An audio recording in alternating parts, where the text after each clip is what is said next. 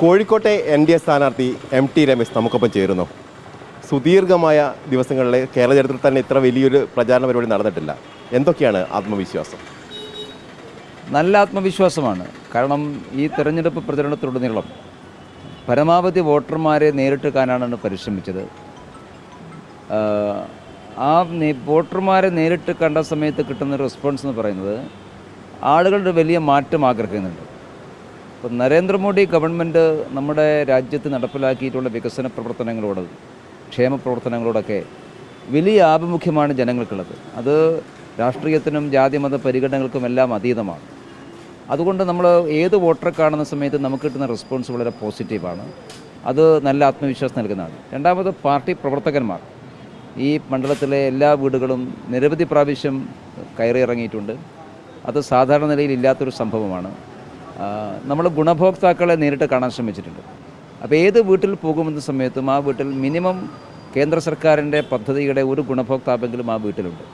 അപ്പോൾ അത് നമുക്ക് കിട്ടുന്ന ആത്മവിശ്വാസം ചെറുതല്ല. കോഴിക്കോട്ട് വലിയ അളവിൽ വരെ ന്യൂനപക്ഷ രാഷ്ട്രീയമാണ് ചർച്ച ചെയ്യപ്പെട്ടത്. അത് ഏതെങ്കിലും തരത്തിൽ ദോഷമായി ബാധിക്കാൻ സാധ്യതയുണ്ടോ? ഒരിക്കലുമില്ല. ഞാൻ പരമാവധി ന്യൂനപക്ഷ വിഭാഗത്തെ നേരിട്ട് കണ്ടിട്ടുണ്ട്, സംസാരിച്ചിട്ടുണ്ട്. എന്നോടാരും അങ്ങനെയുള്ള യാതൊരു അകൽച്ചയും കാണിച്ചിട്ടില്ല, ഒരു പരാതിയും പറഞ്ഞിട്ടില്ല. തെറ്റിദ്ധാരണ ഉണ്ടാക്കാൻ വേണ്ടി പരിശ്രമമുണ്ട്. പക്ഷേ നമ്മൾ കണ്ടിട്ടുള്ള ഞാൻ നിരവധി മുസ്ലിം വീടുകൾ പോയിട്ടുണ്ട്, മുസ്ലിം ഗ്രൂപ്പുകൾ കണ്ടിട്ടുണ്ട്, ധാരാളം മുസ്ലിം സ്ത്രീകളുടെയുമായിട്ട് സംസാരിച്ചിട്ടുണ്ട്.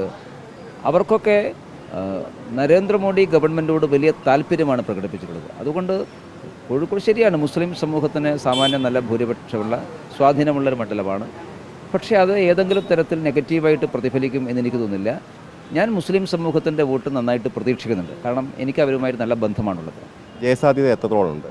ഞാൻ 100% ആത്മവിശ്വാസത്തിലാണ്. കാരണം നമുക്ക് ഫീൽഡിൽ നിന്ന് കിട്ടുന്ന റെസ്പോൺസ് ആ തരത്തിലാണ്. കാരണം 15 വർഷമായിട്ട് ഒരാൾ ഇവിടുന്ന് ജയിച്ചു പോകുന്നുണ്ട്. അതിൽ ആൾക്കാർക്ക് വലിയ ഫെഡപ്പാണ് അതിലുള്ളത്. അപ്പോൾ അതുകൊണ്ടൊരു മാറ്റം വേണമെന്നും ആഗ്രഹമുണ്ട്.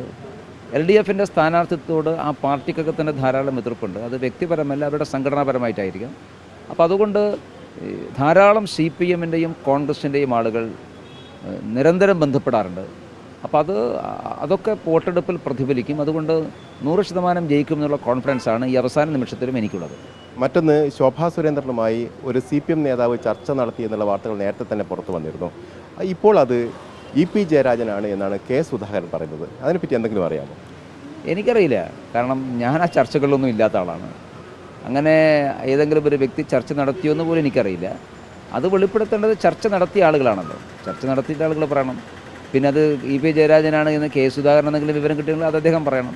പക്ഷേ ഒരു കാര്യം ഉറപ്പാണ്, കേരളത്തിൽ ധാരാളം CPMൻ്റെയും കോൺഗ്രസിൻ്റെയും നേതൃത്വം പല തലത്തിൽ പാർട്ടിയുടെ പല നേതൃത്വമായിട്ട് ചർച്ച നടത്തിയിട്ടുണ്ട്.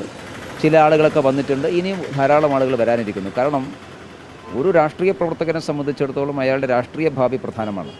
നിലവിൽ CPMനും കോൺഗ്രസിനും ദേശീയ തലത്തിൽ ഒരു ഭാവിയുമില്ല എന്ന് അതിൻ്റെ നേതാക്കന്മാർക്ക് എല്ലാവർക്കും അറിയാം. അപ്പോൾ സ്വാഭാവികമായിട്ടും അവർ ഒരു പുതിയ ഓപ്ഷൻ ഇടും. അങ്ങനെ ഒരു ഓപ്ഷൻ BJP മാത്രമേ ഉള്ളൂ. അതാണ് എല്ലാ കാര്യം.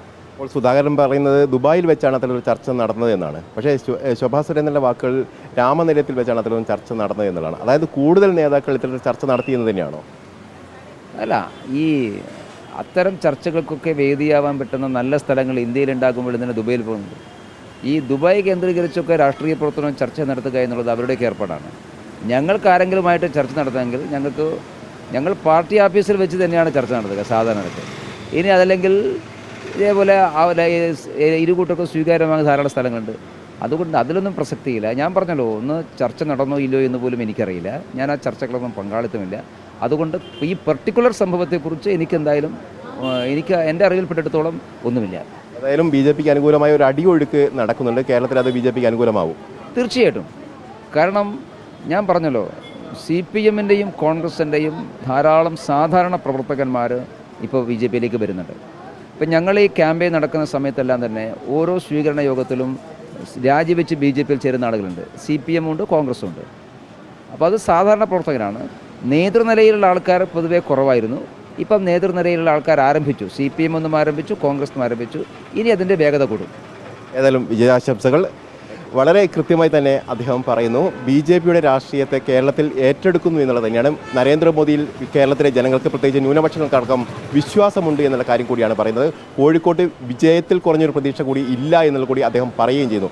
കോഴിക്കോട് നിന്നും മിജേഷ് അമ്പാടിക്കൊപ്പം reporter K Abhilash, in reporter, Kozhikode.